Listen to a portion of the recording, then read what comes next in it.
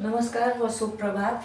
आज हम गणित के अध्याय 2 पार्ट 2 के अभ्यास 2E का हल करेंगे और इसमें देखेंगे ये मानक रूप और वैज्ञानिक संकेतन पर आधारित प्रश्न उत्तर दिए गए हैं। यह अध्याय का सबसे आखिरी अभ्यास है। इसके बाद दक्षता को हमें पढ़ना है, ठीक है, हल करना है। तो मानक रूप और वैज्ञानिक संकेतन में क्या करना होता है, संख्याएं जो दी गई होती हैं उन संख्याओं में दशमलव लगाना होता है। जो संख्या शुरू होगा वो संख्या से ही शुरू करना है और दशमलव लगाना होता है, ठीक है। और जितने भी संख्याओं को पार करके यानी शून्य से लेकर के जिस तरफ भी या दाहिने से बाएं की ओर जाना, एक तो दाहिने से बाएं और बाएं से दाहिने ओर आना, दोनों में क्या होगा, इसमें प्लस में रहेगा और इसमें माइनस में, यानी घातांक होंगे जो वो माइनस और प्लस में लिखेंगे। तो कोई कंफ्यूजन की बात नहीं है, हम अभी इसे हल करेंगे तो सीख जाएंगे, ठीक है। यहाँ पर संख्या दिया गया है इकाई, दहाई, सैकड़ा, हजार, 10,000, लाख, 10 लाख, करोड़।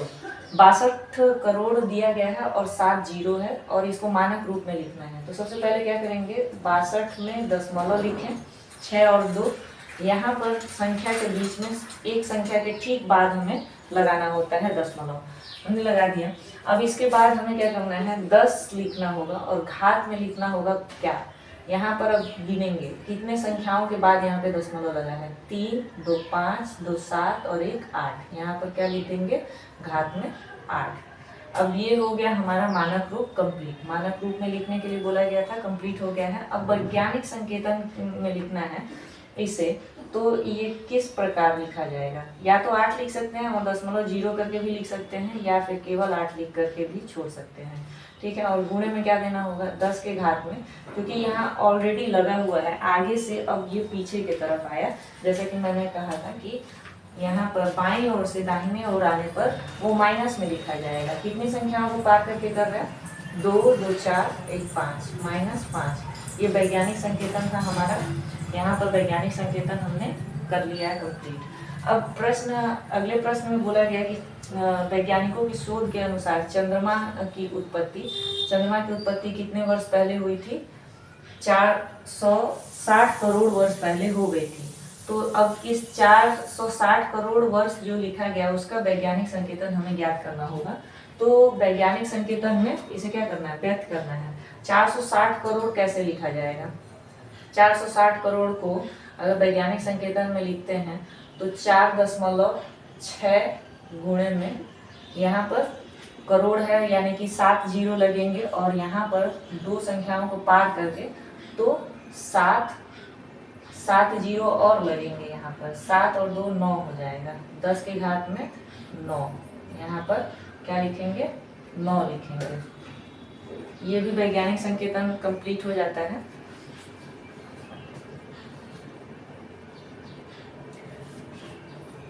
और ये वर्ष में दिया गया तो आंसर लिख देंगे वर्ष में। पृथ्वी से सूर्य की दूरी लगभग इतनी है तो मानक रूप में व्यक्त कीजिए, ठीक है। तो यहाँ पर 15 करोड़ दिया गया है। 15 करोड़ को कैसे हम लोग लिखेंगे, 1.5 लिखेंगे सबसे पहले और 10 के घात में कितनी संख्याओं को पार किया है, 1, 2, 3, 4, 5, 6, 7, 8। यहाँ पर लिख देंगे घात में 8। क्योंकि इसमें कोई दशमलव नहीं था तो हम लोग माइनस में इसे न लिख करके प्लस में ही लिखेंगे। 10 के घात में 8 और किलोमीटर लिख देंगे, किलोमीटर। ये चौथे नंबर का जो मानक रूप व्यक्त करना था वो भी हो गया है। पृथ्वी का द्रव्यमान इतना दिया गया है क्विंटल में। तो साधारण संख्या में अगर ये 5, 9, 8 के बाद कितने शून्य लगेंगे, यहाँ पर घात में 22 दिया गया है, 22 दिया गया है। और ये अगर देखा जाए तो 22 में से 2 तो इसके आगे और कितने जीरो लगेंगे, 2 संख्याएं तो हो ही गई हैं, है ना। दशमलव के बाद 2 संख्या हो गया यानी और 20 जीरो लगेंगे तब ये 22 हो जाएगा, क्योंकि 20 और ये 2 22 जोड़ने पर तो कुल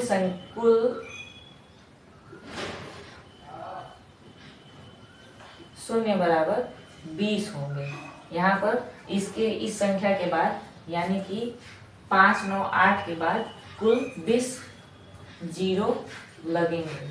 ठीक है, अब हमें 6, 7 और 8 के प्रश्नों को देखना है। 6 नंबर में वैज्ञानिक संकेतन में व्यक्त कीजिए, यह कहा गया है। यानी जो दिए गए हैं इन संख्याओं को वैज्ञानिक संकेतन में व्यक्त करना है। तो क्या करेंगे, नियम के अनुसार हमें पहले संख्या के बाद दशमलव लगा देना है और जो बाकी संख्याएं हैं लिख देना है, और उसके लिए 10 के घात में लिखना होगा कितने संख्याओं के बाद ये लगा है। 2, 2, 4, 2, 6, तो 10 के घात में 6 लिख देंगे। ठीक है, अब इसके बाद 2 करोड़ 20 लाख लिखा गया है। यानी कि यदि हम लोग देखें तो 2 करोड़ 20 लाख और लाख के बाद 5 जीरो, 3, 4, 5, ये हो गया 2 करोड़ 20 लाख। इकाई, दहाई, सैकड़ा, हजार, 10,000, लाख, 10 लाख, करोड़। 2 करोड़ 20 लाख को जब हम लोग वैज्ञानिक संकेतन में इसे अभिव्यक्त करेंगे तो क्या हो जाएगा, 2.2 गुणे में 10 के घात में कितने संख्याएं, 3, 3, 6, 1, 7, 7 घात में लगा देंगे। ठीक है, 7,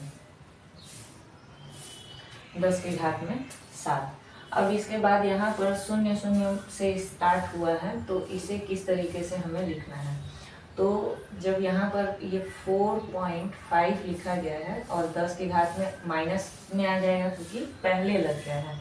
जब कभी भी पहले दशमलव लगा हो, वो 0 से आरंभ हो रहा हो संख्या, या फिर वो संख्या कोई और भी हो सकता है, तो हमें क्या करना होगा कि इस दशमलव को जब हम इस तरफ लेकर के आएंगे तो माइनस में आ जाएगा।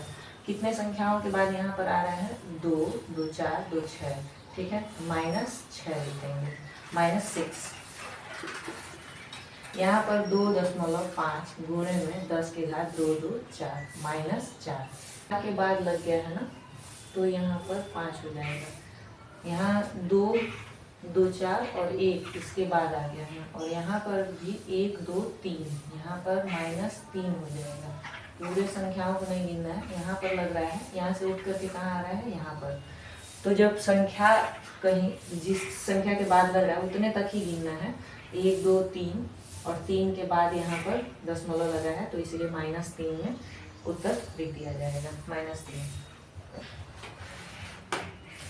साधारण संख्या में इसे व्यक्त करना है। साधारण संख्या में व्यक्त करने के लिए हमें क्या करना होगा, सबसे पहले ये 2.5 लिख लेना है यहाँ पर। ठीक है, और 10 के घात में प्लस में 4 है, यानी कि जो भी संख्या यहाँ पर पार की गई है वो 1 तो यहाँ पर लिख दिया गया है और इसके बाद 3 जीरो लगा देने हैं। ठीक है, क्योंकि 4 था और 1 यहाँ पर है ही, तो इसी वजह से इसके बाद 3 संख्या, ये हो गया साधारण संख्या।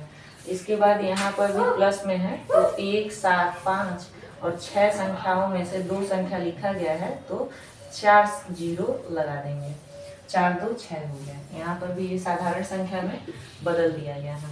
अगले प्रश्न में क्या है, नेक्स्ट में है कि 1 to 1 और इसके बाद ये माइनस में है। माइनस मीन्स क्या हुआ कि ये 0 पॉइंट के साथ लगा हुआ है, यानी कि 7 जीरो लगे होंगे, 1, 2, 3, 4, 5, 6, 7, उसके बाद 1 है और यहाँ पर ये हो गया 8, 2, 2, 4, 2, 6, 2, 8, यहाँ तक 8 और उसके बाद 2, 1 लिख देंगे।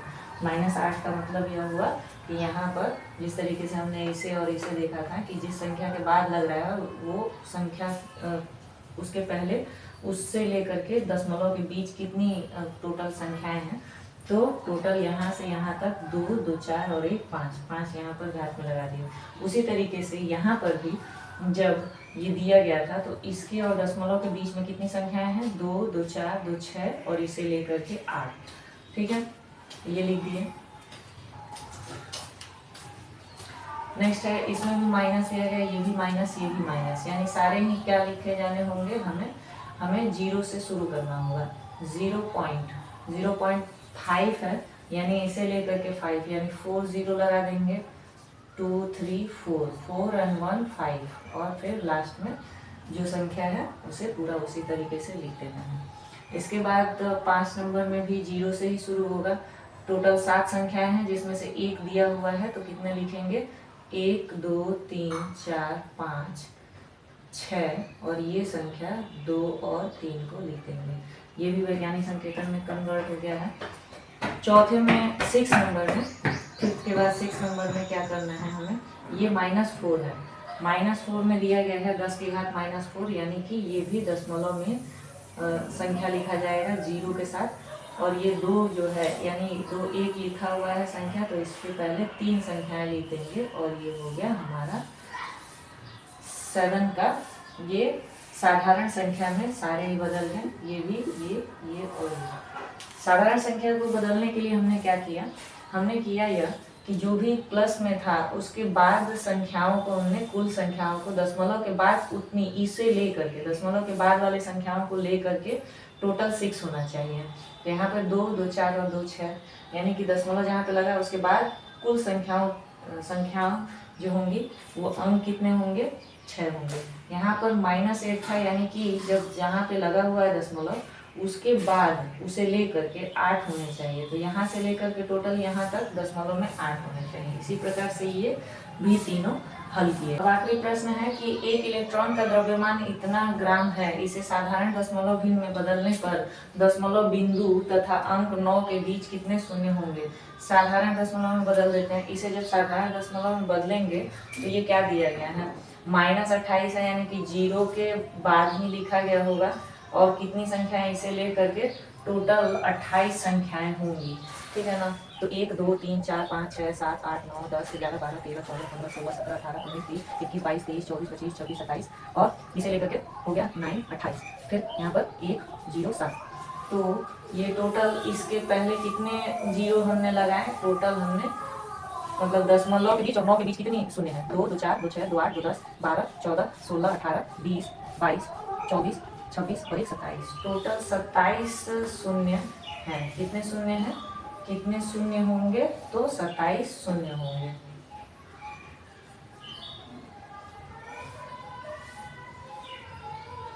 आंसर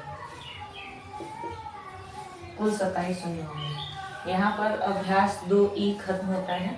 फिर मिलते हैं आपसे अगले अभ्यास के साथ। दक्षता प्रश्न बचा हुआ है, इसे उस वीडियो में कंप्लीट करेंगे और उसे भी बेहतरीन ढंग से समझेंगे आराम से। तब तक के लिए पढ़ते रहिए, मुस्कुराते रहिए। धन्यवाद।